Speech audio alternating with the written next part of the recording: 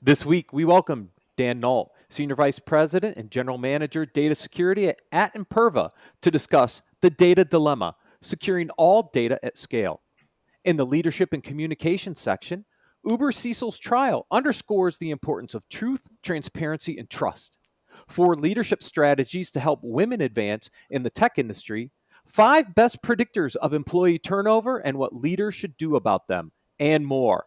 Business Security Weekly starts now. This is Security Weekly, for security professionals, by security professionals. Broadcasting live from G-Unit Studios in Rhode Island, it's the show where we explore the business of security to improve the security of business. Your trusted source for actionable insights on leadership, communication, and innovation. Get ready for Business Security Weekly. Cybercriminals are working overtime. Last year in the fourth quarter alone, phishing attacks disguised as COVID testing information increased by 521%. Barracuda has identified 13 types of email threats and how cybercriminals use them to steal money from your company or personal information from your employees and customers. Find out about the 13 email threat types and how Barracuda can provide complete email protection for your teams, your customers, and your reputation. Get your free ebook at securityweekly.com/Barracuda. That's securityweekly.com/Barracuda. It's time to rethink how we approach cybersecurity because the reality is modern cyber attackers are already past your initial defenses. ExtraHop helps your security team find and eradicate advanced threats before real damage is done. Protect your enterprise and customers with better defense. Learn more about how ExtraHop stops advanced threats at securityweekly.com/ExtraHop. That's extra HOP. Monitoring and maintaining compliance is a never-ending struggle with a high price of failure. FIREMON helps customers meet complex and varying compliance requirements. FIREMON has fully customizable reporting, analytics, assessments, and dashboards to meet the compliance needs of any organization. With FIREMON, compliance reports take a tenth of the time, and real-time continuous compliance eliminates the anxiety and headaches of audit preparation. Improve security outcomes by improving security operations with FIREMON. Visit securityweekly.com/FIREMON to learn more. Welcome to Business Security Weekly. This is episode number 264, recorded May 23rd, 2022. I am your host, Matt Alderman, here in Texas. Joining remotely are my co-hosts. First, Mr. Jason Albuquerque. Welcome, Jason. Hey there, Matt. Good to be on this fine Monday. We had some awesome weather here in New England yet again. I mean, it was a little humid, but got to spend the weekend out in the sun. It was great. It was gorgeous here, and it was snowing at my old place. They got like 20 inches of snow over the weekend in Colorado. So I'm like, now you know why I moved to Texas. I'm just saying. That's right. Also sitting in for Mr. Ben Carr today is Mr. Lee Neely. Hey, Lee, how are you? Hey, good to be here on this bright Monday. Well, we didn't have any snow this weekend, although we did have some very nice weather. Of course, only in the 70s, but that's shorts weather in Idaho. Yes, it is. It is in Colorado too, as long as it's not snowing.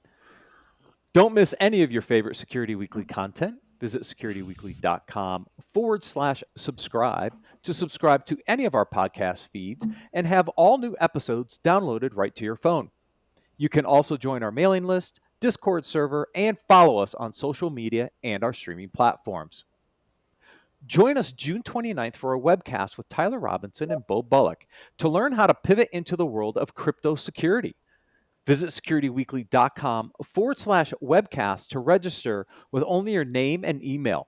Don't forget to check out our library of on-demand webcasts and technical trainings by visiting securityweekly.com/on-demand.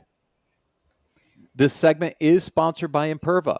To learn more, please visit securityweekly.com/Imperva. Dan Neault is an accomplished technology executive with over 20 years of experience. He helped build and grow some of the most recognizable technology companies in the world as a senior leader at Microsoft, AWS, NetApp, and Samsung, and later as founding CEO of Stellus Technologies.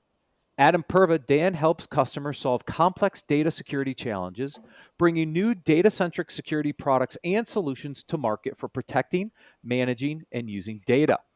Dan, welcome to Business Security Weekly. Well, thanks, Matt. Thanks for the warm welcome. It's great to have the opportunity to spend a little time together.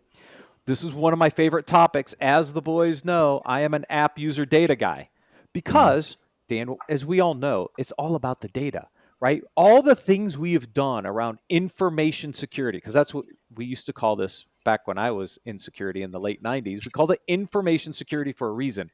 Actually, National City Bank called it information protection. They didn't even call it security back then because it was all about protecting the information, the data. And as we think about the last 20 plus years of my career, we've made a lot of innovation and a lot of technology, but not a whole lot on the data front. But data's starting to come back into the picture again. And so help us, Dan, what are some of the big challenges still with data security besides everything? Well, I love the tee up. Yes, it's good to be in the field of data, and where data and security comes together and where cloud comes in. It is a wonderful new world. And what's interesting is when you go back decades ago, I remember the first time that I heard the statement that the enterprise is by definition heterogeneous, right? It strongly resonated. I was working at a large enterprise company back then in the defense industry, actually. And the modern equivalent today is hybrid and multi-cloud, with very rare exceptions, getting smaller all the time. Customers are rushing in to the business value of data in the cloud and hybrid. And they're doing so knowing they're taking on some risks, knowing they can't necessarily see some of the things they're used to seeing. But they want to digitally transform themselves and make the most of this innovation. They know it comes with security and sometimes regulatory risk they want to mitigate as best they practically can. So these things I looked at in the past saying, all right, I'm responsible for this system, I'll get this secure, and then it goes out here. Well, today, that out here is usually a cloud or two clouds. And you can hope everything is fine, but gosh, it'd be awfully nice to know and have some telemetry on it. So that's what customers are talking about. Help me to get confident that I know what's going on, not just for compliance reasons, but just so that I can be secure, so that I know, because I know data and I know what can happen to data. Yeah, for sure. Because we saw this evolution, right? It started out with simple data classification, data ownership, then data loss prevention, which was a struggle, I think, for a lot of organizations, right? DLP was tough. DLP went through some really interesting growing pains in the 2000s, and we're starting to see the evolution back out the other side. I mean, obviously, we still need to figure out where our data is, just like we did in the past. We still have to do some level of classification, I assume, because that influences the risk level of what kind of controls I put around that data. Do we still have data owners and data stewards? Are those still a thing, or does the cloud change some of who's the data owner, data stewards in the new data security model? Well, in the new world, the data could be some on-prem and some in cloud, but somebody has to be accountable for it, right? Mm-hmm. And the different cloud models might have, some that's responsible for the app owner up above here, and then some that's responsible for the platform owner. But if you're running your data up on a cloud somewhere and it's running in a managed or an unmanaged database, it's your data. And people can give you assurances, but you kind of want to know what's going on in the data. And yes, there's the classic discovery awareness. What is the data? Classification, structured, unstructured, business impact. But in addition to the very basics of known exploits, making sure it's okay for signatures or regex, you got to have all that stuff wherever it is. You have to know all that stuff. Somehow you have to track all that stuff. But that's not enough for data security, for sure.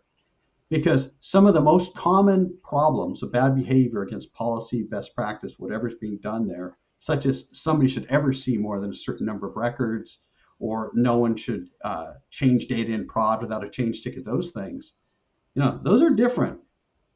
Those require not just facts and where it's at and a taxonomy and classification. It requires contextual data. And that contextual data requires a judgment that you could say people could do it. Computer rules can do it. Today, of course, you'd use ML, that analytics. This is a much harder thing for data. You can have a SQL query that's fine. It's even fine for Frank or Sue to go do. But is it fine for Frank and Sue to go do it against this body of data this many times at this case? It's probably not.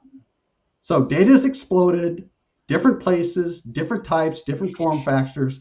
Thousands of things are happening. 4 of them matter. How are you going to figure out those 4? Yeah, and that's a struggle. I mean, over the course of the last few years, and because the pandemic kind of accelerated our IT strategy and our digital transformation strategy, the sprawl is just incredible. And so many organizations went through the last couple of years saying, I need to innovate my business. I need to keep my business up and running. I need to be able to transform my business to the next evolution. And now retroactively they're saying, wait a minute, maybe I should have thought about security while I was doing this. But ultimately, their motivation was keeping the business alive over the course of the last 3 years, right? So, I mean, that's kind of where we're at now. That I'm seeing our customers saying, "Wait a minute," and they're scratching their head. Now, where is everything? Who has access to everything? Because we opened up the world to keep us in business. So now it's that retroactive struggle we're seeing a ton of. Jason, that's really right. And, this has kind of gone in waves. Remember the great downturn, and, it wasn't that long ago, but 09, 010, everybody recovering out of that. There was two things you had to do to recover for that, right?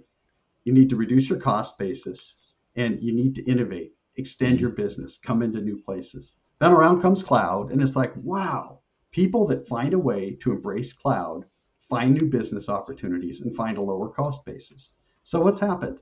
You're going into new areas for you, leaning in with the technology, trying to knowingly take on some risk, and then reduce your cost basis in order to hoard your talent for the places where you can get the most business value from it. So is that going to be into the deepest security experts in an area so Dan, you don't I even think know though about? we had this problem even before clouds. When we were outsourcing or using service bureaus, they were processing data on our behalf with their staff on their computers. Although it was much not I could argue the slope of the curve is completely different. I totally agree there in the volume. But I have people fundamentally forgotten that when you outsource, whether it's to a cloud provider or to a service bureau, that it's somebody else's staff who's got your data, who can access it, and somebody else's data center and somebody else's computer that they own?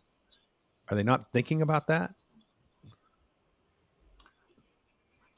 Lee, I think decisions are a little bit different these days. It's a little bit easier to come up with something, a new idea, ramp it up, get users on it, extend it, build a new capability. Yes. It grows much faster. It grows more easily. It might be approved at a relatively low level in an organization, and there might be some catching up to do. But if you get this new business capability, you don't want to slow down the business. And that's one of the theses in where I'm taking things in the data security business is you need to remove those edges. If a customer says, I'm on-prem, I'm going to this cloud, I'm going to that cloud, this part's staying in-prem, I'm going to change my mind in a while, it has to be a seamless thing. So, back in the olden world, like when you'd have these outsourcers do it, there's still some of that around. You'd have an SLA, you'd have governance, you'd have data, you'd have inspection, you'd have all that. The world doesn't look quite like that anymore. But when you've got so much data, if you're not using software technology, you kind of have no chance. I'm going to even go another step. Anymore, you need to have the analytics. And analytics without ML, how is it going to catch up? There's just so much complexity. And you could say, well, it's going to give you some false positives. That isn't really a problem. Yes, it might. It might take a while to say, hey, that was a really curious thing. Oh, that one's okay. But how are you going to sort through the thousands of events otherwise? Yeah. So, it's having, I guess, had the benefit or whatever it would be of a few decades at this. Yeah. It can be a lot across a lot of different systems. There's still people using mainframes. They're modernizing the mainframes. They're migrating their mainframes. It's going to be on-prem. It's going to be at a colo. It's going to be at a cloud. It has to be fluid across that. Yeah. And we did so much with workforce enablement because we had to go to a remote hybrid workforce, whatever we want to call it, that modern workplace that exists today. It also enabled sprawl, though, right? I mean, so many struggles with collaboration tools and unstructured data, right? When you have hundreds and hundreds of Microsoft Teams sites or Slack channels, right? And you're sharing data through those means, and you're inviting guests into those teams. You're inviting third parties into those teams, and it's all in the best interest of collaboration, but flies in the face of security at some point, right? Because you've enabled this ability for that modern workforce to collaborate nonstop all the time, every day. but how do you put your finger on the pulse of that? And all You know, of that Jay, unstructured data just flying around everywhere. the tip of my hat to 19 years at Microsoft, including running 3 different releases of SQL Server and talking about sprawl and unstructured and structured data then. It was nothing like what we have now. Our curves that said this explosion of data, we vastly outstripped them. And then cloud came along, and you know, the pandemic has just been terrible. It's just been terrible. But some of the learnings about how quickly we can adapt and business can get value. I will say that while we've been focusing on things immediately at hand, there is clearly some catch up to do in the area of security. There's clearly people that have reached out saying, "Oh my, I didn't know." That's like one of the most rewarding mission type of things. It being at Imperva is, you know, 20 years of deeply caring about customer security and knowing how bad it can get and knowing how customers just don't know. So I was going to And say, then when a because it customer sounds like we really suddenly have two knows. issues. One, we have to, the customer has to know what to focus on. And the term, and I'm going to say the cliche and then move on for a second, is the work smarter comes to mind. And you've got some ideas for how to help them work smarter on that, so they don't feel like it's a daunting task to get their arms around the security, or they just stop at indecision to not move forward. Is that, and I think I know a lot of folks that I don't think they really know what that path looks like, whether it's hard or easy or what choices to make. Am I in the ballpark?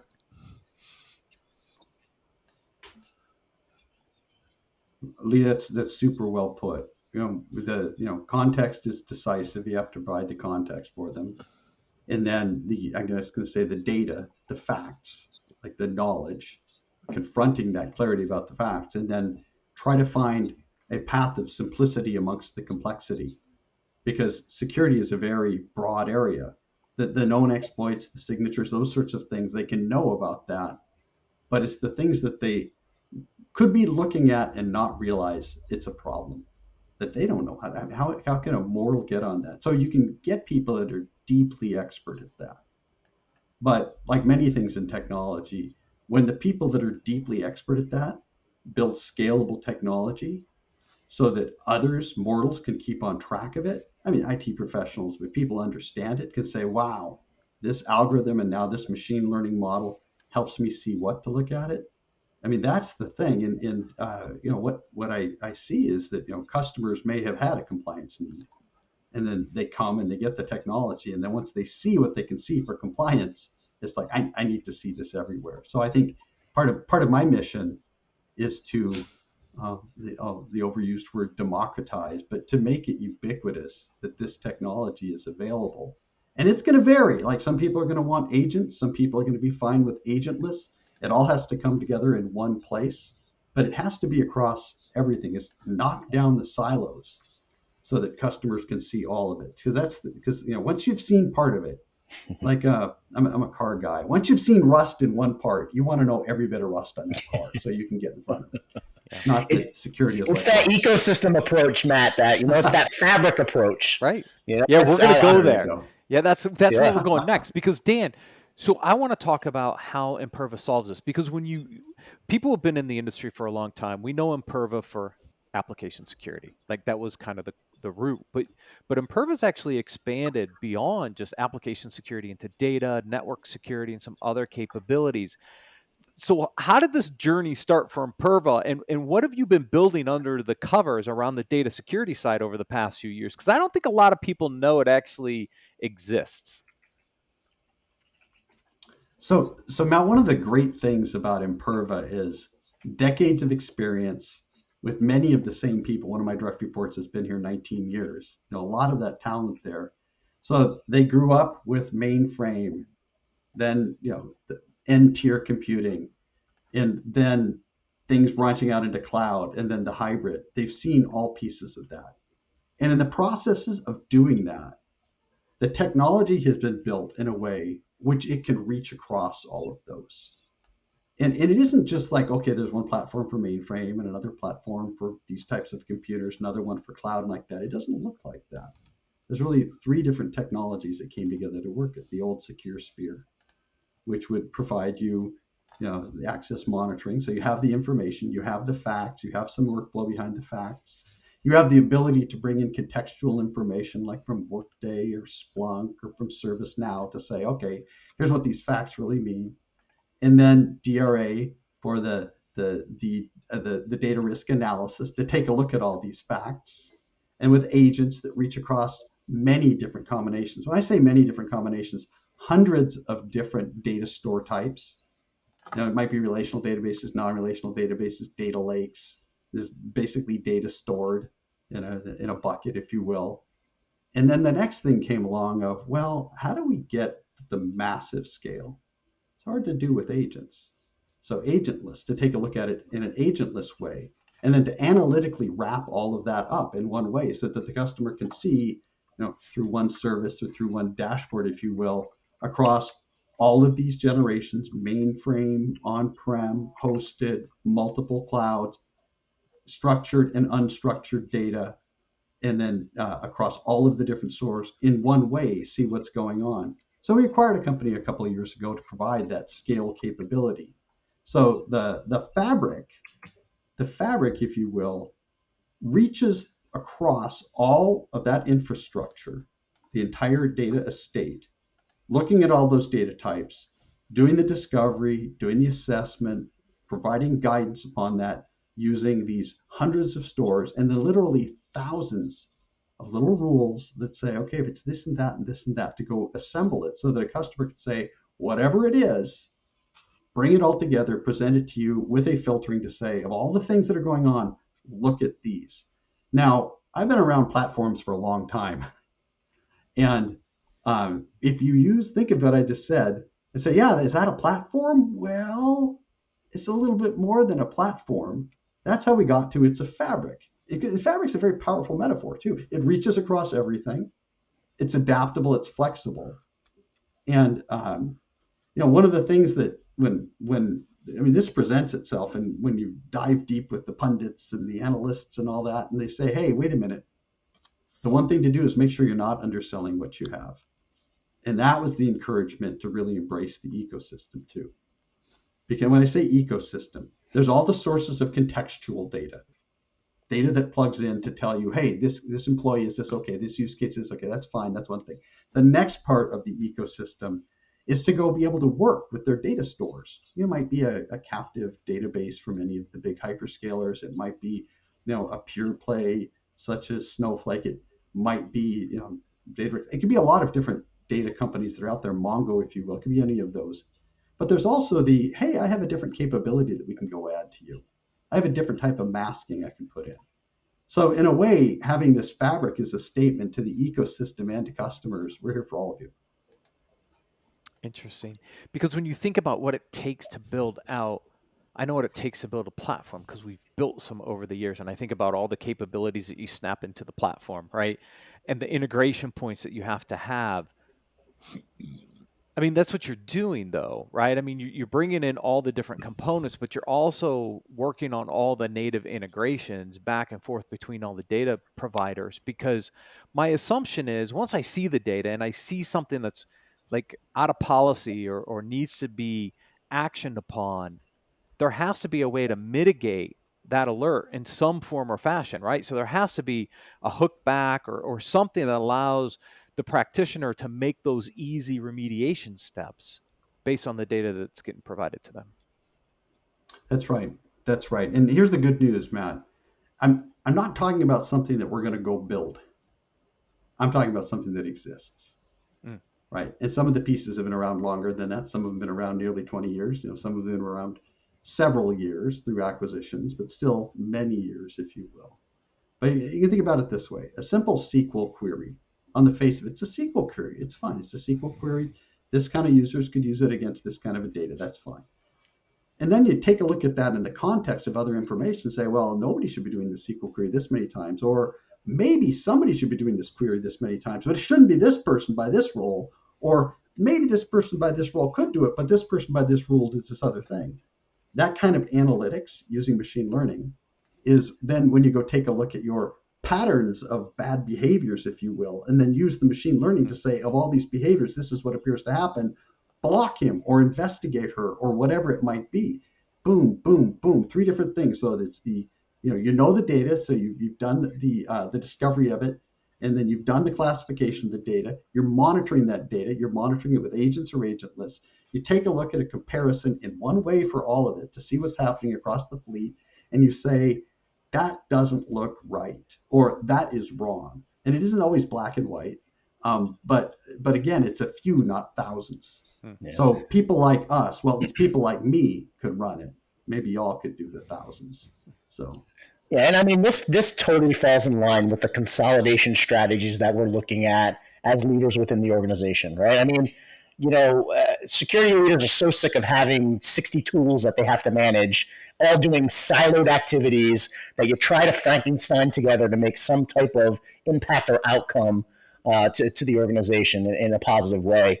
Bringing all of these things together, application security, data security, network security, and then the ability to orchestrate remediations is huge in that consolidation effort. Never mind that you can support everything across our entire digital estate, right? All types of data, all types of infrastructure, and then all types of integration to the back-end systems that we use to support the security team. This is the model of that consolidation we're all talking about. Hey, Jason, you nailed it. And look, when a conversation with the customer starts with business value, it's the best kind of conversation. I mean, they've got the data's most valuable resource. They've got to be on top of it. Silo to silo to silo to silo. It's super hard for them to be on top of. And for the customers, the business value of being able to, in a governed way, look across it, look at multiple things, regardless of there might be as one, and then have the technologies work together.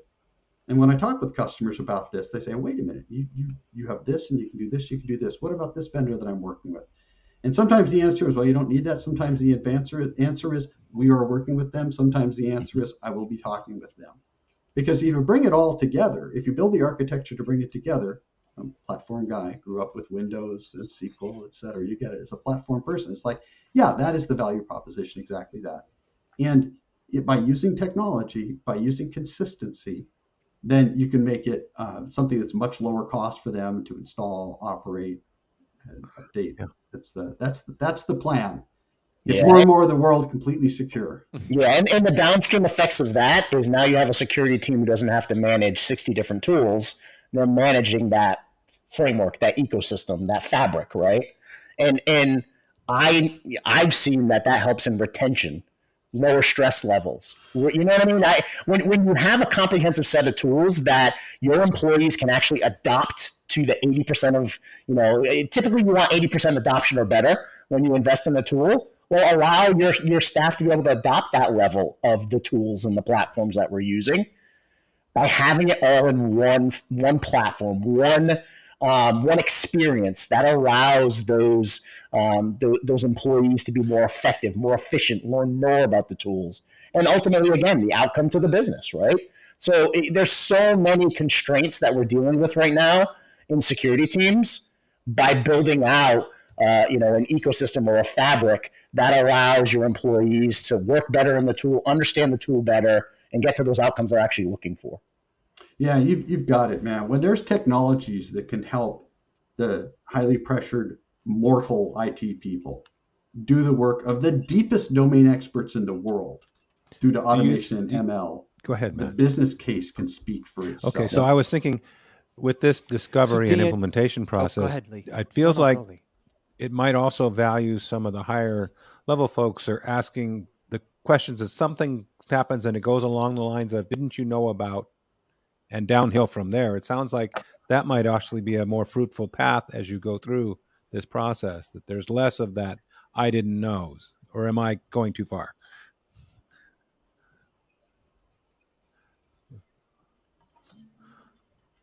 No, I mean it's you can know all of the facts. It's the facts, the analysis, and the calls to action that motivates it. And it's also a learning thing. Here's one of the things that I found very interesting in computer security, looking across decades. Oftentimes companies will encounter some of their worst security issues by inadvertently bumping into them. Hey, we were looking for this. And we ran into it and then went, oh my goodness. Well, suddenly when you're spread across multiple topologies, it's kind of hard to inadvertently bump into something in an Azure and Google Cloud and AWS data center. It's a little harder to go do that. I'm not saying you won't find it through the cloud logs or whatever logs, but the ability to have a technology that can be watching and bringing something in to enlighten you so you have those facts, then you can start from there. And at first, yeah, you'll be learning it. At first, it's like, oh, that's really interesting. I guess that's okay. At first, you'll be doing that. And that's the great thing about machine learning is it will learn for you. But there is a high judgment part of this, right? The high judgment part is why it probably will never be fully 100% automated. But the more contextual data you have, the more feeds you have, the better analytics and the better model you have, just the better and better it'll get. Because it's what is it, the Bucky Fuller used to say, what you don't know, it's not what you don't know that gets you in trouble, it's what you know that ain't so. You can look at it, it's like, well, I think that's okay. What if you look at it with contextual data, it's like, I know that's not okay. And it's exciting that you can actually do this these days. I don't think you could do this until recently. So Dan, you said you don't need to build it, it's already built. But how do organizations approach deploying these capabilities to secure their data stack? Because it can be very complex. So do you have guidance on where should organizations start to get their arms around the data security solution? So certainly. So starting with, you started with it, the discovery, the classification, find something that's very critical to you, find people on your team or a partner you trust, and Imperva also has a professional services organization to basically go do a workshop or go do a proof of value to go show how quickly you can set this up and run it and start getting the value out of it. And then, the technology is such that once you configure it and it's up and running, it populates within a relatively short period of time, and then you can scale out and build out from there. And that's the way it has been for a while. I definitely have a vision for making it easier to scale it much broader using modern technologies. I'll just leave it at that. So everybody knows how to scale things at a massive scale, and we're on that journey. So we can cover all data and all types at any scale, but one of there's ways to do that right now. With our technology that's agentless, that's pretty amazing. So you set it up and it covers an order of magnitude more than it would have otherwise. So with more insight. It's awesome. Dan, thank you so much for joining us on Business Security Weekly. Thanks for the opportunity. Appreciate it, John. Thank you. If you want to learn more about Imperva or how to secure your data at scale, please visit securityweekly.com/Imperva. We're going to take a quick break and then cover the leadership and communications articles for this week.